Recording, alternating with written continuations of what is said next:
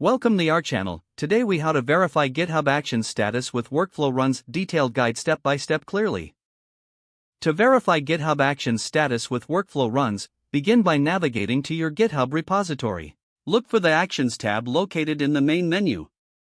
Click on the Actions tab to open the GitHub Actions overview page. You will see a list of recently triggered workflows. Find the specific workflow you want to check.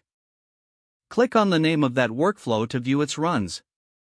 On the workflow page, you will see a list of recent workflow runs. Each run will display its status, such as completed, in progress, or failed.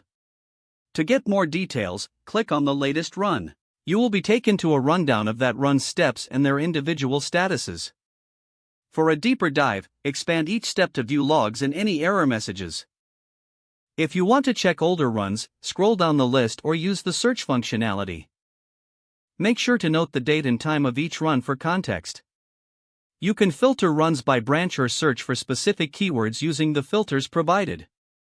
To analyze trends in your workflows, consider checking the completed status for successful runs. You can also use the top ribbon to switch between different branches or tags, if necessary. For ongoing issues, use the information found in the logs to debug the workflow. Once you have reviewed the details, return to the workflow list for further analysis.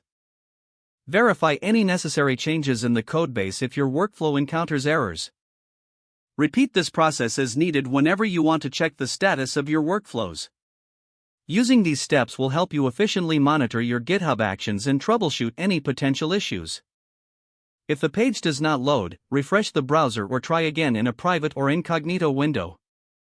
Make sure you are using the correct email address, then retype it carefully to avoid small typos. If your password is not accepted, use the reset option and create a new strong password you can remember. Check your spam folder for verification or security emails, then complete any requested confirmation steps. Enable two-factor authentication if available to improve account security and reduce unauthorized access risk. After signing in, review your profile details so your contact information and settings are accurate and current. If you see an error message, note it down and try again after restarting your device and internet connection. Log out when you finish, especially on shared devices, to keep your account and payment information secure. Don't forget to like this video and subscribe to our channel for more step-by-step tech guides.